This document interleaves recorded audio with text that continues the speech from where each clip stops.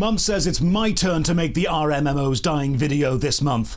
Hello, I'm Josh Hayes. I make videos about MMORPGs. Unfortunately, because the player base of MMOs tends to be slightly older and slightly more jaded, one of the most popular types of videos in this genre is the RMMOs dying video. We seem to get one every few months. It's usually a similar flavour of doom and gloom and pining for the past and missing the days gone by. Now, everything has been discussed, from nostalgia to the economic... I make one of those twice a week. What are you talking about? Climate the early games released into, the early novelty of online chat rooms, the rise of pay-to-win mechanics, too many MMOs cannibalizing the rather finite player base, kids preferring faster-paced matchmaking games, group finders replacing overworld community focus with digital waiting rooms. Most angles of MMO change have already been covered by many, many creators. Now, these creators are talented, passionate, and knowledgeable people. They're not... Wow. Oh man, I can't believe you stared at me in the eyes and said that about me. That's crazy. Wow, thank you, Mr. Josh Hayes. Thank you. Not wrong with their critiques of how the genre has changed and the way we experience MMOs, and the dominance they once had over the online landscape has definitely changed from birth to now. We're not in high school anymore. Those endless late nights of guild runs on TeamSpeak are a memory. Most of us have responsibilities, but I don't think it's nostalgia to blame, and I don't think the genre is dying. You need only look at the success of the World of Warcraft OnlyFans guild drama, and it's... I mean, but let's be real. Were people there for the World of Warcraft, or were people there for the drama and the streamers? I'm pretty sure if they were playing any other game, it still would have fucking popped the fuck off. Drama, exactly. Have you tried being from the UK? I have not. I wish I could be that sexy. Stranglehold on live stream fails, or the constant push for Ashes of Creation, or the return of the player base every time Final Fantasy XIV has an expansion. People actively want these types of games to exist. They want to play them. But one angle I'd like to consider in relation to the modern MMOs' decline and their launch is audience expectations of what kind of experience a new MMO will give them in relation to the experience they've had in an old one. Audience expectations of what this genre is and what games launching into it need to provide from day one are becoming unrealistic. I think we're reaching a theoretical stagnation point, and we now go through cycles of player-base burnout, meaning expansion into other games, and then contraction back into the main successful few, with each cycle of burnout, expansion, and contraction killing off the smaller games that cannot survive, consolidating the player base, which means while new, smaller games within the genre are dying, the genre itself is fine. I don't know about that though. I'd say if you looked at a chart of like overall MMO players, I feel like it would probably still go down, even if you're just talking about these four. Like, I think the player base for these four games have definitely dropped over the years, regardless of what we want to say. Like, I know it definitely makes a lot of sense what he's saying about how players leave these main games to try out other ones, right? And then always inevitably come crawling back for one reason or another, whether it's an expansion or it's just like, you know, they're like, this game ain't as great as RuneScape. I just love RuneScape. I want to keep going back to it, right? But at the same time, I'm not sure if it's like these MMOs are even like holding on to population. I still think that the number graph, maybe there's probably ups and downs, right? Sometimes, like, you know, maybe like, for example, Final Fantasy, there was that big like thing where everybody moved over to Final Fantasy and just like spiked up. But I'd say overall, it's either been stagnant or going down, and you could probably see those numbers on Twitch. Like, Twitch isn't like the perfect representation of it, but I still say, like, unless there's like some big major event that caused people to go back, and it never really goes up. And even when it does go up, it's always back to like the point it was at before, and like not beyond that, at least from what I can tell. Concentrated. So let's discuss that. As usual, a massive thank you to all the supporters on Patreon and Twitch who keep this channel alive. More information on how you can support at the end. For now, let's begin. Now, unfortunately, many deeply enfranchised and sometimes unhinged MMO players assume critique of their favorite game is critique of them. This leads to them sending rather hate-filled messages. So unfortunately, I need to preface this video now. We've all seen that. We've all seen that. And I don't think it's just specific to the MMO genre, but I think it's definitely more prevalent because what ends up happening is so many people make these MMOs their identity. And if somebody's making fun, like critiquing their MMO, then it feels like you are directly critiquing them as a human being. Terra was fun. I played it for a short time before it went off. Yeah, I mean, these MMOs were all fun, you know, especially when you are just starting out. I think for the most part, a lot of MMOs are very fun when you first start out. But then, like, it's like over time you start to, it's the formula gets a little bit old, and like that's when people start getting bored and want to go somewhere else. I'm like, I don't know. For the most part, from what I know and have seen, MMOs haven't really recreated the wheel. Like, they haven't been very innovative over the years. Like, even with like existing MMOs, new MMOs, whatever it might be, anytime there's an upgrade to an existing MMO or there's a new MMO that comes out, it feels like all the same. The formula is exactly the same, and there's nothing new with it. I don't understand why people are offended by having bad taste. MMOs only have gachified. I mean, they have only gachified, yeah. Critique of a game you like isn't critique of you, and complaints against a game you have made part of your personality for some reason isn't a complaint against you. We will see later how creating deep-rooted emotional bonds to a game, essentially validating your physical self through your virtual identity, is absolutely a thing hardcore players do, and many MMOs encourage, but it is also remarkably unhealthy and sometimes even dangerous. Guys, do you guys think like MMOs, people are like, you know how like people are parasocial with their favorite streamers? Do you guys think like people are like parasocial with MMOs and like fall in love with their MMOs and will go to the ends of the earth to defend that MMO, kind of like how they be defending their parasocial streamer? I feel like it's kind of the same thing. You become like so emotionally invested in the MMO, just like you become invested in the streamer, that ends up happening. Now, for player expectations, context is key here. We need to set a baseline with what normal non-MMO games do, how the player relates to them and enjoys them, and then how all genres change over time anyway, before adding in the absurd development time and costs now associated with MMOs, the curse of the forever game. How many MMOs rely on creating a connection to community over gameplay, and then linking it together to explain MMO stagnation. This means we'll be layering understanding of one concept onto understanding of another to get a more complete grip of what's actually happening, but bear with me, I'll break it all down into bite-sized chunks and it will make sense. So let's start with the most basic early video game business model. Here's the classical gaming release, the idealized 5 steps. A company has an idea for a game, so raises some money and makes the best possible game they can. That's important. People then buy it and play it. They complete it, then they move on and play another game. That's an essential step. But the final step is if a player wants to return and play the game again, they can. Nothing will have changed, sometimes stuff gets added. Your life situation and the involvement of others will of course have changed from the first time you played it to now, but the game experience itself will not. That won't. Yeah, it's overall, this is the business model for a single player game for the most part. Especially when you're talking about non-live service games, this is like very traditional way of how like games are created and done. So you're saying I should go back into the Lost Ark Discord thread and defend you, Miso? Oh, don't worry about it. I already went in there with all of my alt accounts, all my do work accounts, and defended myself. Don't worry. Most games fail step 2. Bro, is his mic propped up on his mug? Yeah. I mean, again, Mr. Josh Wright Hates is such a cool dude. When it comes to MMOs, there's one word I hate the most: nostalgia. Every new MMO looks dated or has terrible graphics and systems from 20 years ago. Call their game as nostalgia. Nostalgia being used as a excuse for bad design or not having innovation.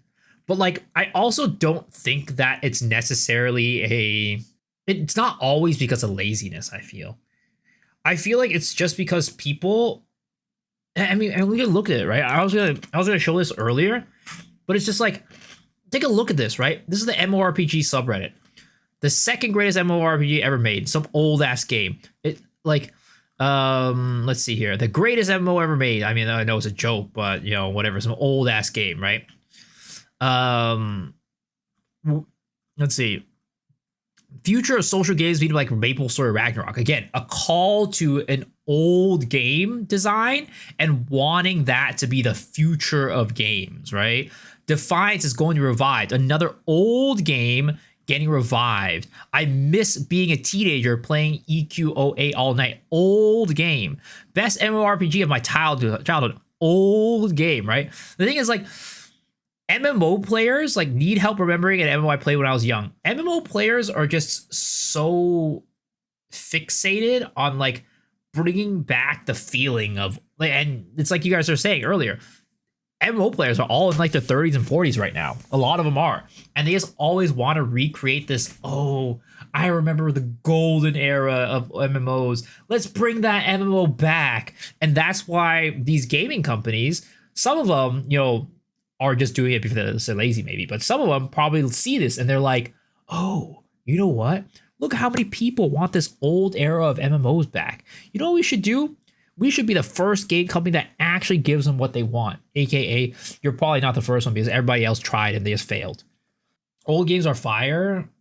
I mean, it's not that they're not fire. It's just like people just think about these old MMOs, and some of these old MMOs that have people think back to that still exist today are only successful because they have evolved their game. And if they had a classic version of the game, I'm sure there will be a good number of people who play it, right? I think maybe World of Warcraft might be an exception, and RuneScape just kind of shit the bed with their fucking Warcraft, not Warcraft, but RuneScape 3 versus old school RuneScape. But if you look at like MapleStory old school servers, even now with Artale being like an official version, I still think there's way more players playing regular MapleStory over these other versions. The thing is, you don't want, for the most part, you don't want the old school game to come back without any changes, really. Like, you want them to be modernized in this one way, shape, or form. So like all these like, oh, the nostalgia games, they end up not being successful, even though a lot of people say they want them, because they don't actually know what the people don't actually know what they want. They just have this memory of themselves playing these games back in the day when games were a lot simpler and they were a lot simpler.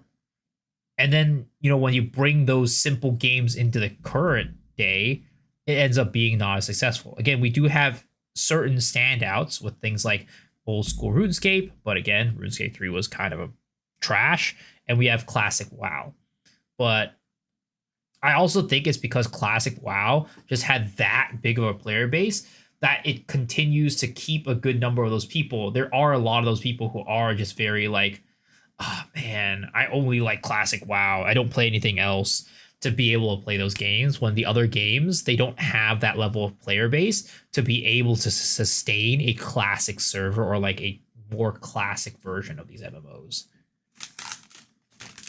Like how people swindled Sony to return Morbius to theaters. It's Morbin time. Yeah, kind of like that.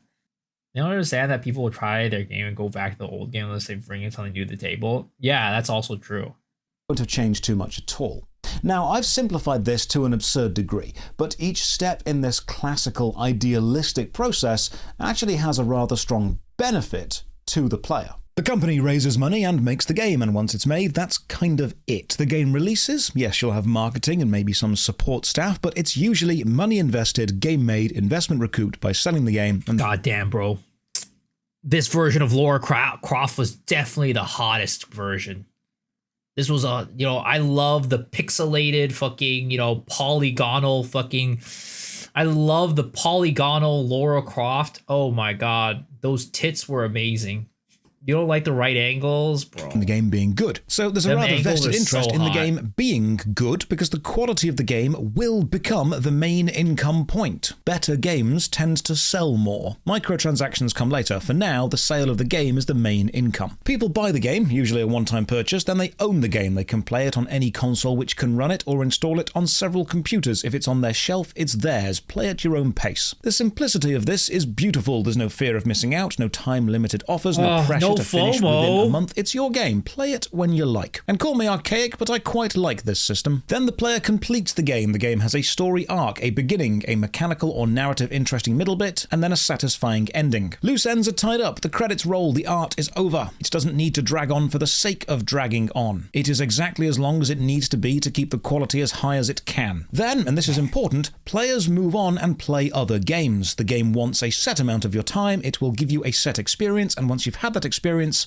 off you go. Experience other games. Enjoy variety. The key point is the game doesn't benefit from keeping you around any longer because it can't gain any more money out of you. It's not harmed if you go and play other games. And if you do want to return to this game in the future, that's fine too, like reading a favourite old book or watching a favourite old film. Stability can be nice. Sometimes nostalgia even holds up. I have a whole second channel about reviewing older games through a modern lens. I've even discovered some games I've never played that I now really enjoy. That's the classical ideal of making a video game. But MMOs sort of changed this formula, refining it, and not for the better, because it shares a lot in similarity with a casino. You can't. Damn. So is Josh Strife Hayes saying that MMOs were a regression in gaming? Like the overall creation of the MMO was bad for games as a whole? That's a big topic right there. I think it's definitely it depends on how you see it, because I do see what he's saying about how MMOs change our relationship with games to be a lot more unhealthy because of the way that they do make us keep playing. MMOs have every incentive to keep us playing the game, to keep giving them more money, and they use different ways to, sometimes predatory / sometimes adding FOMO, sometimes all these things that make us our enjoyment goes down of the game, but we're just addicted and want to keep going forward and keep playing. So it's if MMOs never existed, gaming might have been in a better place, but also I feel like there is a big market for that type of game as well, to where if MMOs didn't exist, I do think that a large number of the player, I don't think that gaming would have expanded to be as big as it is today, because there's probably a number of odd people that would have loved an MMO, but not regular games, and they would have never become a gamer if they never had an MMO to play. Or they could have never ruined their life because of World of Warcraft and probably would have lived a very successful and normal life where they didn't, sit in the room all day being fat and ugly and have a net beard and, be single and lonely and living in their parents' house and have K-pop posters all over their room and can't really map the steps of normal game design onto an MMO because they are both trying to gain different things from the players. It's no longer about being a good game as much as it is about being a good enough game which holds an online community. And then the connections the players form to the experience as a whole keeps them around. They become citizens and heroes of a virtual world, with all the emotional investment and parasocial attachment that brings. They're not just people playing a game they'll move on from. They are customers and denizens of your online virtual reality, and will stay that way for as long as you can keep them there. The initial sales of an MMO are no longer the primary income source for the game, and this has a knock-on effect on just about everything. First off, the money needed to make a new MMO is just astronomical. Players expect a new game to release with a similar amount of content to other already established games, which is simply unrealistic. If another game has been out for 10 years, it has had 10 years worth of growth. A new game will not, but players keep demanding it, and companies keep trying to develop it, and development costs go up and up and up, which means they have a vested interest in gaining more and more and more money from you. This leads to a situation where you don't just buy it and play it. You buy it, subscribe to it, and possibly buy the additional battle pass, or in-game premium currency, or cosmetics, or physical collector's edition with exclusive in-game stuff, and now each of these things could be a video unto itself. But the biggest effect of MMO design is in the next two steps. You don't complete it, because MMOs aren't designed to be completed. In fact, the complete opposite. And the few players who do manage to hit the completion of a game, such as achieving a completionist cape in RuneScape or every single achievement in WoW, are heralded as masters of the game. It is an event because it is not expected. But doing this comes at a cost to you personally. Most notably, how you will not have time to play other games to this level. There's a scene in the TV show.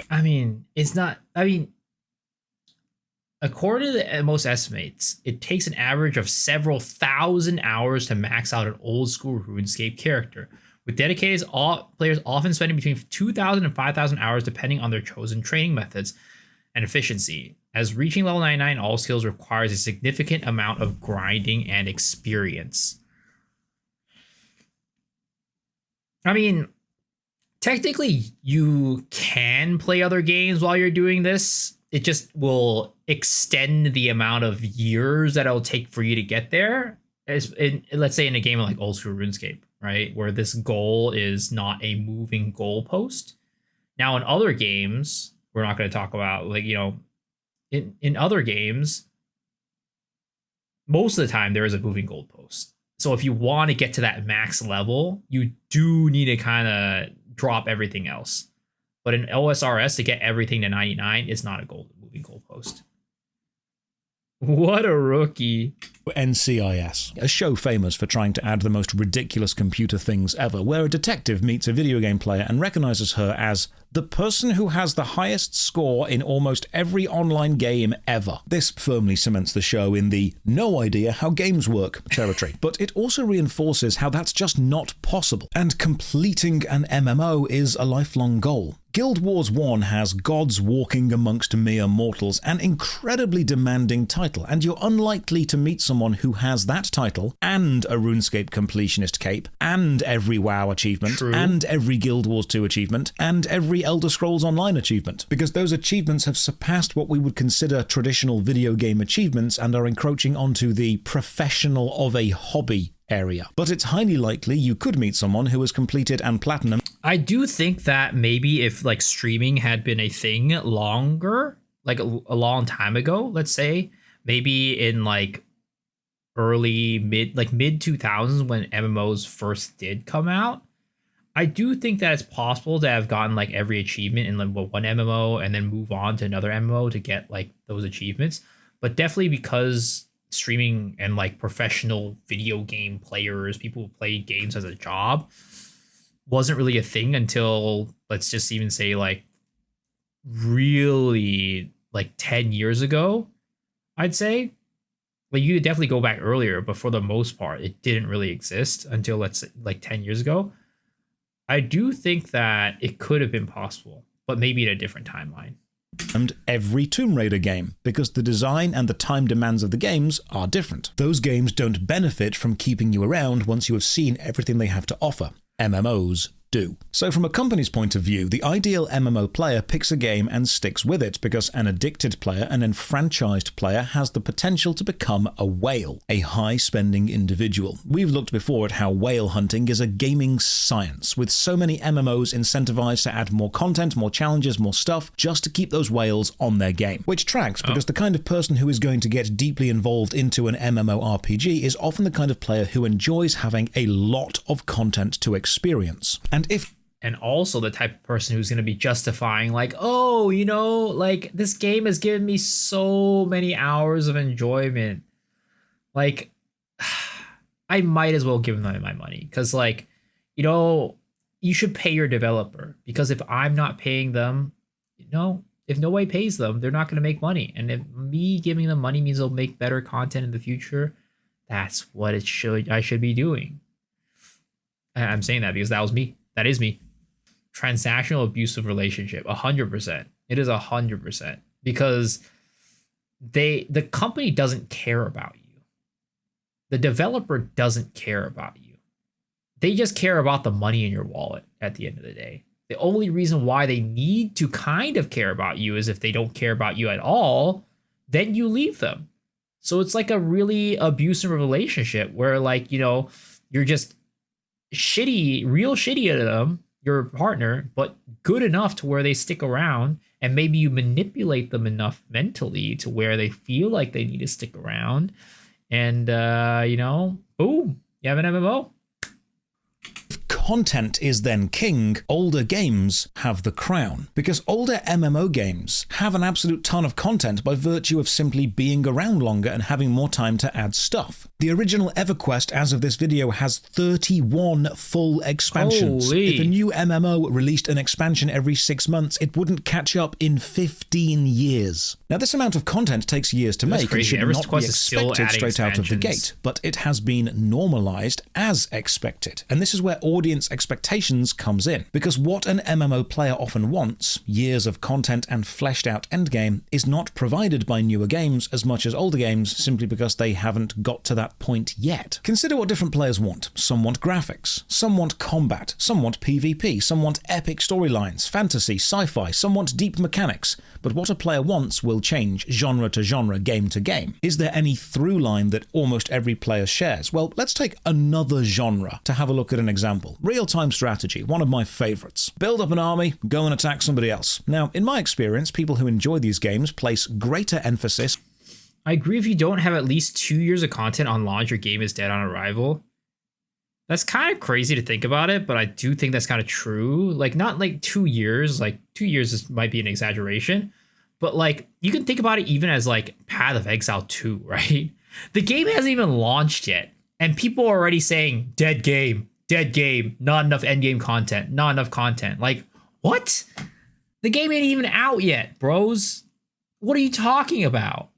It's kind of crazy, like the expectations that people have with live service games, and like how they want to be able to have it as like a forever game that they just play on and on every single day with nonstop. Like they play 8 hours a day and never run out of content. You don't want to keep switching it up. They just want to sit down and play. I mean, they do, and that's what happens, right? And that's why they add these like things to make it so you can continue playing the game more and more, even if it's like.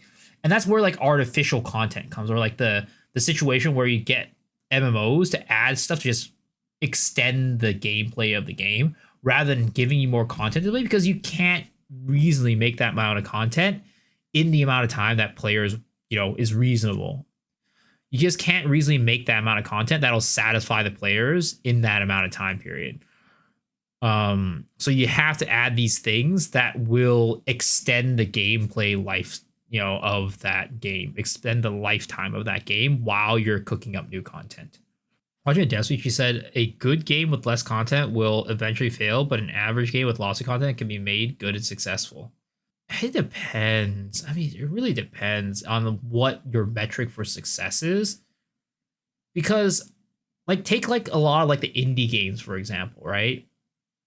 There's a lot of indie games out there that, in terms of content, it's not like there's a lot of content there.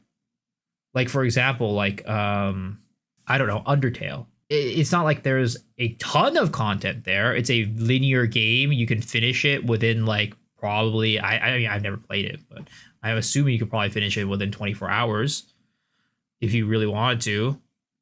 I mean, speedrunners definitely have. But, that's still considered a very, very good and very, very successful game. I think maybe it's just more for live service games that's the case.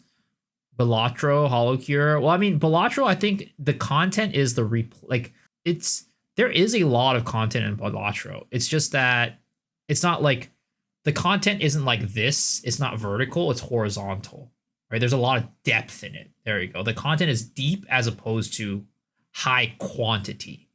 Live service games are definitely different than single player games for sure. But I also think that, again, there is a way to increase quantity by increasing depth. It's like the deeper your game is, the more ways and the more replayable it is. So even if you make it to endgame in, let's just say a day, right? You can keep going deeper and deeper and deeper within that content. Again, like for example, Path of Exile 2, there's not a ton of content there.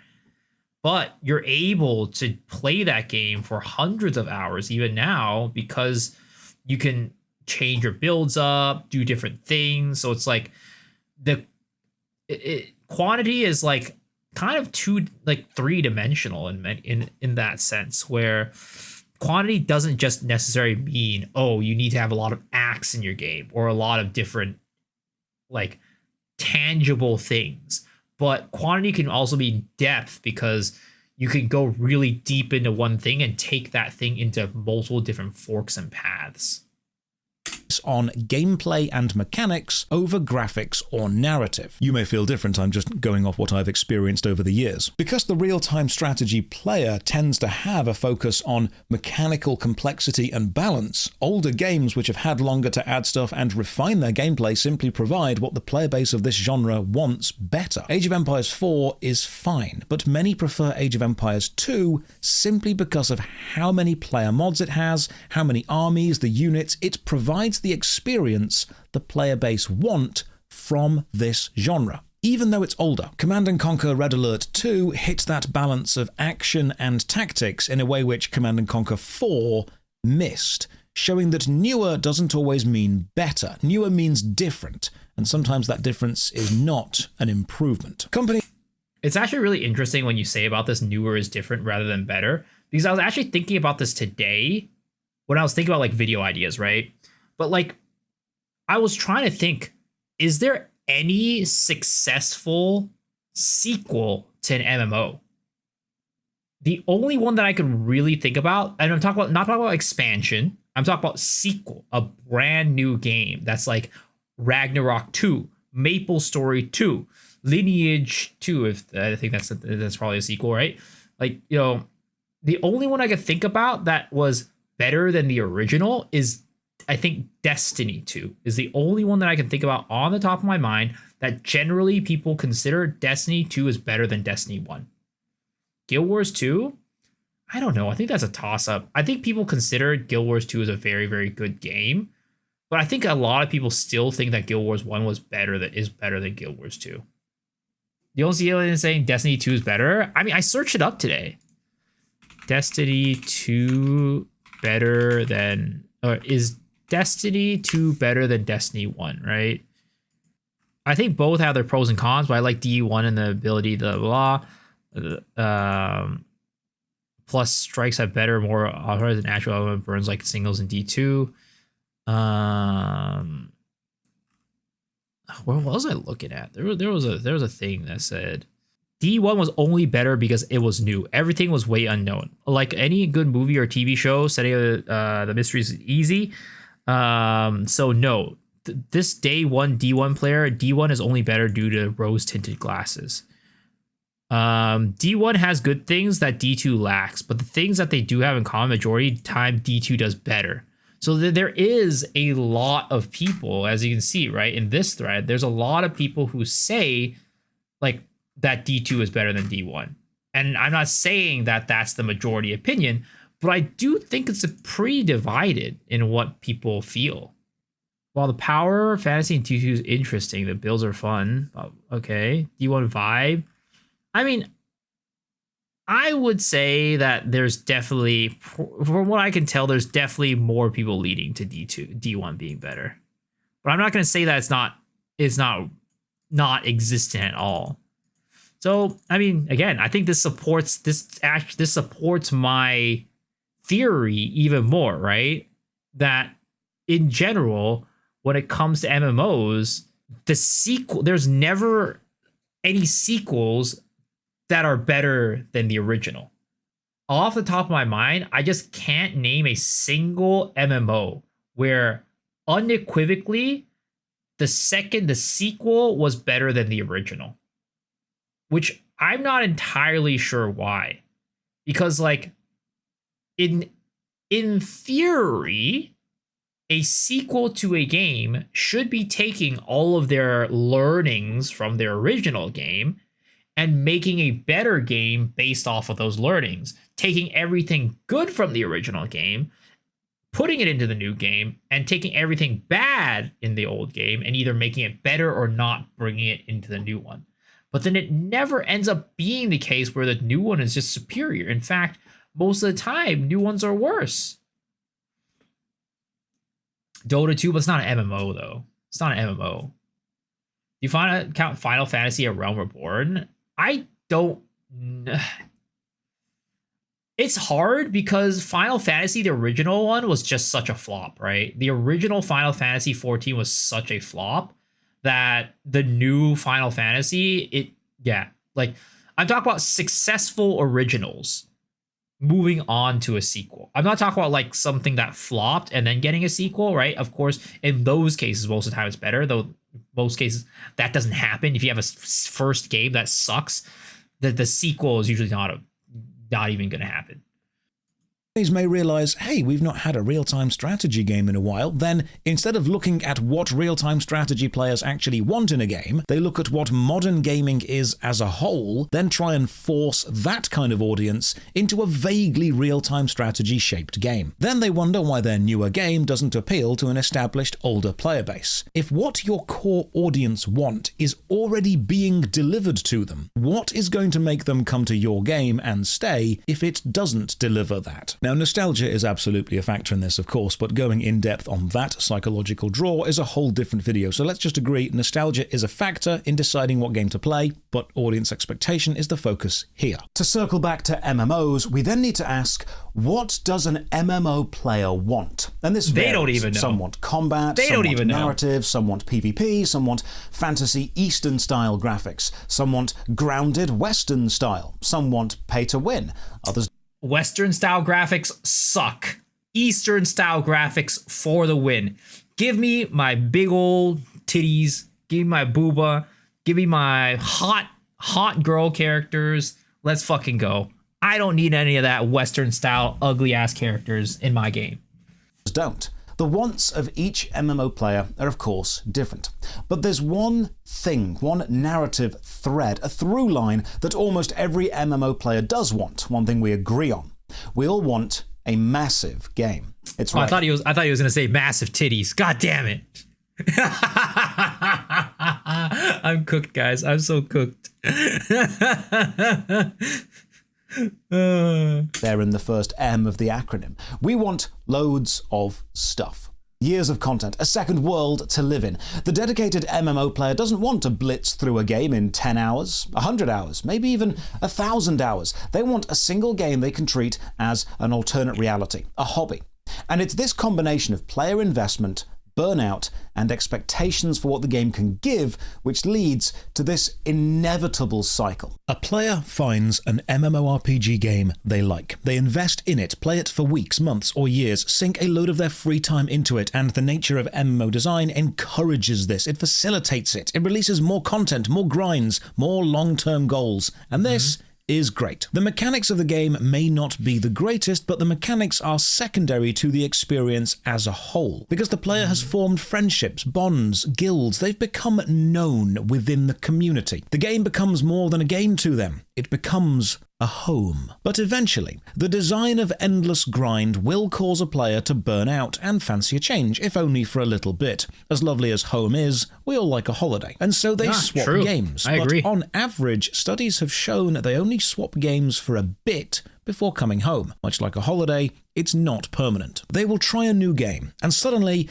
they're not part of the established community already. They are a new player. They have no emotional investment in this new game they try, which means the mechanics of that game, instead of being secondary as they were in their home, are now the focus on their holiday. And they Interesting.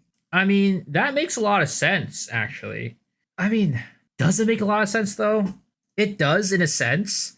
But like, if you're saying this, then people would never move to a different MMO, right? People would never go from MMO to MMO, which definitely happens. Like, look at how many MapleStory refugees are in Lost Ark. People used to play a ton of MapleStory and then move to Lost Ark, or vice versa. I think definitely the majority case is this, though, where most people play a game, they get hooked, they feel connected, they're in that world, and that's their life. And then every now and then they'll take a vacation and go to another MMO, but ultimately, like he says, because MMOs by design don't have the best systems and gameplay in place, they're more there for the world building, the relationship building. Newer MMOs tend to not be as successful because you don't have that set I guess, community and feeling of belonging in that new world, and combined with systems that aren't that great, just make it like, well, the old game didn't have great systems either, but at least I have friends playing that. At least I have that established connection with it. So I go back to it. But it doesn't explain how some people stop playing MMOs and go play a new one, even though they did have those connections with the other one. Combat gameplay is still priority. Look at TL.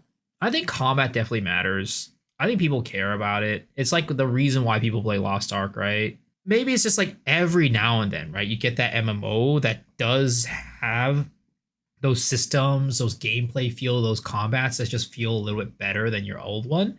And that's how you get people migrating to a different MMO. MMO launch, current MMO, new MMO.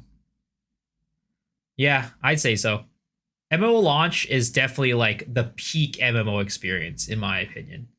I don't think anything really, for like an MMO player, playing a new MMO launch is always just super exciting, no matter, like, unless the MMO is complete shit. If there's like a competent, good MMO, the new MMO launch is like one of the best feelings ever. Well, that's the thing, right? Because of these things where these games build in all these systems to keep you in there, even when you stop enjoying the game, that's the reason why these new MMOs feel so good, because it's all new. You don't have to, they don't have those systems, like, for the most part, the systems that keep you playing the game every single day don't really exist as like that predatory. They're not that predatory until you get to the end game or like the middle game of the game, right? When you start feeling that burn, when you start feeling that burnout, when you start feeling that grind, then they use the predatory tactics to kind of keep you hooked in, right? So the thing is, the early game doesn't really have that, which is why, another reason why all these, like, whenever you have a new MMO launch, it ends up being so much more enjoyable. They question, is this fun to play without friends? Is it a good game without all of the supporting lifestyle and connections that we've made? Does it stand up without nostalgia? Much like how making friends as an adult is far harder than making friends as a kid, interaction with other players in this new game to you becomes sparse, it becomes difficult. You don't want to put the emotional time, energy and investment into building an entire new friendship group up again, and now the game needs to shine on its own mechanical merits, which sets up a bit of a paradox. We judge our favourite MMORPG heavily off the emotional experiences we had within it, and we judge newer games off the mechanical experiences we have within them. Now, some people may indeed find a new game they actually prefer by doing this, but the call to your home is only ever one expansion away, one new raid, one new class revealed, and then your holiday ends, your emotional connection kicks back in, and you want to return to familiar ground with familiar faces and familiar mechanics, back to what you know. As nice as novelty is, familiarity is a soft, comforting blanket. Other genres experience this too. However many racing games release, I will still prefer Burnout 3 on the PS2 or SSX Tricky. However many first-person shooters we get, I'll always enjoy Unreal Tournament or the original Modern Warfare 2 because they provide the experience that I want. But unlike those games, which can still exist with no player base and multiplayer matches can be made as and when you need them, MMOs do need a player base to survive because they have ongoing hosting costs, or any new player that arrives will just instantly leave when they realize there's no one around. This is where the effective culling of the player base caused by the expansion and contraction phenomenon we'll look at in a second effectively happens. Let's visualize this. Imagine 3 games, we'll just call them. Games don't feel as social these days. Maybe it's because I'm older. It might be true with age being a factor. I would say that it's probably a mixture of a lot of things. But I do think that there is a part of it that is true. Because if you think about it this way, back in the day, there was a lot of stuff that you couldn't do that you could only do if you asked other people or talked to other people. For example, making a party. We have Party Finder now. We have matchmaking now. Whereas back in the day with a lot of these old MMOs, you would have to talk to somebody and be like, hey, do you want to party up? Or looking for party, blah, blah, blah, blah. I have this, this, and that. And that kind of builds that structure for communicating with other people and actually being able to make those connections. And you say that there's a lot of communities that exist outside the game, and that's definitely true. But the thing is, those communities in general, it's harder to find those communities because you have to go outside the game. When you had these old games where they didn't have that stuff, you were forced to talk to people, which made it so that there was a lot more conversation going on in the game, and people were just a lot more conditioned to talk in the game. For example, right, we can go back to something that most of us are familiar in here, which is Lost Ark. Nobody uses the guild chat in Lost Ark because guild chat sucked. Because back in the day, every single character had a different guild, basically, because you couldn't do a roster-wide guild. But today, we do have a roster-wide guild, but people still don't use it because that they weren't conditioned to use it. So if you condition people to use the system to talk in-game from the beginning, then you'll have more people talking. But it's also another factor, right? This is a technology thing. Discord didn't exist back then. Twitch, like you said, Moonman, didn't exist back then. All these modes of communication, they didn't exist back then. The only way you actually were able to find another person on these outside platforms like AIM, MSN, whatever it might be, was, hey, you ask them, hey, what's your MSN? What's your AIM? What's your Skype, right? So the hurdle and the ability to build those relationships in those games were way more. It was way higher to be able to do that back then, or to make those relationships outside the game were way higher than now. In the past, for the most part, if you're talking to a person, you're pretty much just talking to them in the game. You'll log into the game, you'll whisper them, you'll message them, whatever it might be, right? Again, this creates a situation where more people are talking. More people talking in the game means there's more opportunity for you to walk into a town and see some guy having a random conversation about, I don't know, tentacle porn or something like that, you know? Like, you love fucking, like, you love Boku no Pico too? Oh man, me too. Like, I love Boku no Pico. Like, you know, then you find people with similar interests and people who are like-minded with you, and then you build those relationships naturally. Whereas now you don't get those natural relationship points because everything is so secluded to these other platforms, where you're not going to have a situation where you're just going to randomly walk into somebody talking about something and make friends with them. If you are not looking to make friends, you're not going to make friends. You have to go and seek out those friendships by going to a Discord. Whereas in the past, you didn't have to seek out those friendships because those friendships and relationships were being built naturally in the game because people were talking in the game. If you want to make a relationship now, you have to go and be like, okay, I need to join a guild. I need to find their Discord, go in there, and then join the voice chat. That's how you do it. I think there's a lot of truth in that modern social media has ruined genuine online interactions, diluted and make it toxic. Oh, 100%. The thing is, modern social media, a lot of it's like very like surface level, just like, you know, quick little snippets, right, of people's thoughts. And like, you're not actually talking to the person. There's rarely any live interaction with the person. It's always like through like very carefully crafted messages, because like a tweet, you don't have to instantly respond. A text, you don't have to instantly respond, right? But then if you're sitting there in an MMO, all of a sudden you become, you know, you stop talking. It's like, wait, what is this guy doing? Why is it so awkward? So the way that, and it's same with like AIM, right? You can see people like, oh, this person is typing. Like, there's a lot more of that going on in the past compared to today, where it's like, oh, you know, I'm talking on my phone, right? I'm typing you on my phone, and then I have to close the phone to like deal with something else. And you can make that excuse, oh, I have to go deal with this other thing, right? Which is a lot more common than back then when you were sitting in front of your computer on AIM with another friend. It's very rare that these stops in your conversations really happen without you saying, oh, be right back or something like that. But yeah, I think going back to the original point, there definitely is a sense of community that the games today don't have, both because of the systems in the game, right? Because, I mean, there's also a part of like, hey, we have all these third-party systems like Discord. They're way better. Like, why are we trying to build these things in our game to make it so people can talk, right? No, I'll just make it very basic. There's also that, but then the other fact is like technology has advanced to where, it is a lot like most people do end up just talking in a Discord as opposed to like talking in game. It just is what it is. MMOs go crazy when we have some sci-fi full VR MMO. I probably will. That'll probably be the next like if I'm being honest, like that's probably gonna be the next renaissance of MMOs. When we get like some VR full dive fucking MMO to actually like feel good. Like when we get some full dive VR MMO that actually feels good to play, I think that's gonna be the second coming of MMOs for sure.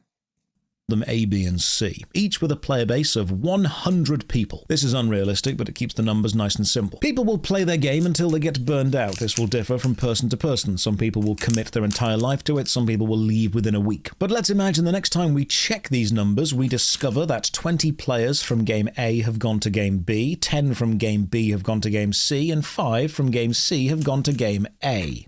Does this mean game A is dying? Does it mean B is growing? Does it mean C is somewhat stable? It could mean both all of and none of these things. It could be the natural flux of a finite amount of players within a genre simply moving around. But what happens when an expansion for game B releases and suddenly 20 players from A and 20 players from C decide to hop back over? Is B now the best game? Do players from A and C suddenly look at the numbers and think, oh no, my game is dying, best hop ship to a successful one, and B now gains more players? Maybe A and C both respond by releasing expansions at the same time and B loses a ton of players to both of them. But now imagine a new company has seen this finite player base and wants a piece of the pie, so they create game D. Now because D is new, it doesn't have as much content as A, B, or C, but it has a new art style and a new combat loop, so a few people from each game go to try it because they're burnt out of their current game. It might even bring some entirely new people into the genre who weren't there before, which is great. But then over time those players also go through the same burnout cycle and expand away from D to try one of the other 3 games, A, B, or C. Maybe D releases an expansion to encourage people to return, but it's now competing with 3 already established games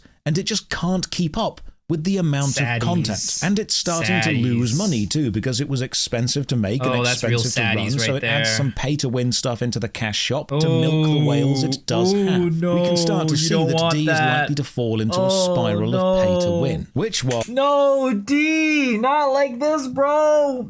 Game D, I thought you were gonna succeed! I had my money on you! Oh my god, guys. Rest in peace, 07 to game D. While undoubtedly generating money in the short term, is going to have long-term ramifications for its stability. Now imagine this kind of battle playing out every month. But remember, each of these games is also expensive to run. They have upkeep costs, and every time they lose a player to another game, they lose money, and operating at a loss eventually leads to a game shutting down. How long each individual game can operate at a lower player count for depends on the company funding it, how deep its pockets are, but each game will have its own limit. This cycle plays out more and more every year. Players move from game to game, burning out, trying a new thing, then returning home, and every year more and more games try to enter the MMO arena, bringing new players with them into the genre, taking existing players temporarily from existing games, then those players burn out and return home or try other games. The only question is, will that new game survive and become a mainstay of the genre, or ultimately just another part of this inevitable churning cycle that brings players in, then consolidates them all into a larger game? This closed ecosystem of players who want MMO experiences continues to bounce from game to game because for the average player, each game cannot be completed, only played until your own personal burnout limit is reached. This means you'll see established game populations rise and fall like the ebbs and flows of the tide. And then when a new game appears, it will boom in popularity from novelty and holidaying players, then stabilize at whatever population decides to make that game their home, which is usually far lower than the maximum player cap it saw, as many of those players return. Ooh, that's not a good chart right there. Ooh. This is New World right here. 3.3 years ago, 913,000 players, 24-hour peak of 10,000. Oh, that's an ugly chart right there. Oh no. to their original game. We saw this happen when New World released. If we take regular single-player games and visualize the same system, it would be game releases, gets completed, all the player base move on to the next game, complete it, player base move on, complete, move on, with each game designed to be as fun as it can be so players want to move on to the next one. The MMO genre, by design, wants to keep players on a game as long as possible, which means games need to both evolve but also not change. Because major changes are risky, you are moving the player base on. Sometimes this works, like Guild Wars and Guild Wars 2, with the latter being hugely successful. Sometimes it doesn't, like old school RuneScape and RuneScape the Evolution of Combat, with the older version being more dominant. So with all this theory discussed, why do people say the genre is dying? Well, remember we discussed that whatever a player may want, we all want a massive game. Every expansion and contraction cycle a game survives gives it the chance to become bigger to add more stuff. It's like those snake IO games, larger snakes consuming smaller snakes and more content. It's a major pull for the player base. So newer games are expected to release with as much content as the big boys have, but without the years of success and income and adapting they've gone through. If they don't have this and can't provide the experience that an MMO player wants, how many expansion and contraction cycles can that new game survive? Especially when players will start with that game, discover other games, and then move over to them. This leads to a situation where MMO players on average value the sheer amount of content in a game above other things. Players may have graphical preferences or narrative design preferences, but collectively we all want our massively multiplayer game to be massive. This gives player retention advantages to games which simply have more content, and this is seen in older, more established games. So the genre is not dying because there are still players, but the player expectation of what an MMO is and the extreme amount of content an MMO is expected to have are so warped by what long-term major games have given them that new games struggle to compete. They don't... I mean, I'm gonna be honest, right? I still don't agree with this. Because let's do a Google Trend search, right? Let's do a Google Trend search. Okay. World of Warcraft. It stayed consistent, I'd say. It's definitely not growing by any means. Let's say all time, right? All time 100% is gonna be going down, right? So like, again, it's definitely died out over time, but you can say potentially it's staying consistent. Okay, World of Warcraft is staying consistent. How about if we add Final Fantasy 14, right? Again, so we had like over the past 5 years. I mean, this is overall a downward trend, if I'm going to say so myself. It's a little bit hard to see, but it's definitely a downward trending line. If anything, it's consistent. Okay, we'll even give it the consistent, but I would say overall downward trending. RuneScape, overall downward trend. Of course, this is downward trend again, but I mean, honestly, maybe in the past 5 years it actually did go up. Yeah, RuneScape actually went up a bit. And then, let's see, I don't know, MapleStory, right? So, and I think that for the most part, right, MMOs aren't dying, like he says, but I don't think that they are growing for sure. Survive the expansion and contraction process. Well, let's maybe we'll be more specific. MMOs have been dying for the longest time. If we look at the trends over time, MMOs were way more popular back in the day, but they're not dying any more today than they were 5 years ago. They're just kind of the consistent.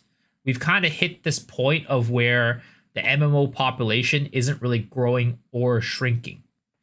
So, which kind of also explains why new MMOs tend to kind of quickly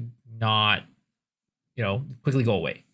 They lose players to larger games which provide a better experience and fall into a death spiral because they're not making money. The gameplay experience and amount of content an MMORPG player wants is just better served by a game that's already been providing that for years. Consider that if World of Warcraft had never existed and yet the genre had still succeeded, if World of Warcraft released as it released back then, today, it itself may not survive because Probably. it would not have as much content as Final Fantasy XIV, Guild Wars. I mean, I think even if it had the same amount of content today as it, like, even if it were a brand new release today and had the same amount of content, I still think that World of Warcraft would probably flop. Because it's still like what Josh was saying earlier. You don't have that community. You don't have that nostalgia. You don't have that sense of belonging in the game that carries players through today. You don't have all the 40-year-old neckbeards who have played World of Warcraft for 20 plus years and think they know everything about the game and think they're the best. And then, you know, in reality, they actually suck at the fucking game and then, you know, forget to use their mana gem. Like, you know, and that happens. That's probably going to happen.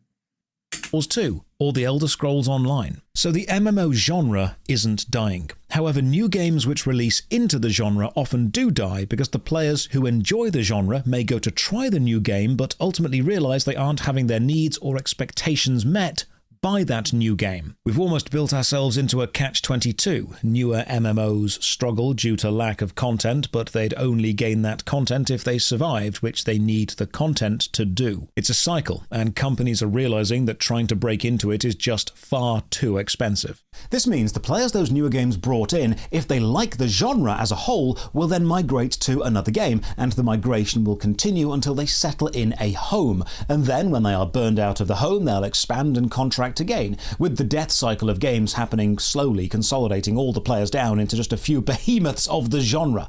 The few largest games, the ones capable of surviving a downturn in players because they have the most money. As for the undeniable reduced market dominance of MMOs when compared to online games like Fortnite, League of Legends or Roblox, MMOs may be older, slower, a gameplay experience that plays out over weeks instead of hours, but they never survived from their gameplay alone. They survived by being a community, an online consistent existence, a digital third space when physical third spaces are becoming rarer. And until people stop wanting that third space between work and home, they will keep existing. Thank you for watching. Another massive thank you to all the supporters on Patreon and Twitch who keep the channel alive. You can support from only £1 a month. Check the video description for links to our Patreon, Twitch, Twitter, Instagram and Discord. And as always, have a great day. That was a really good video. Really, really good video. Here it is, boys.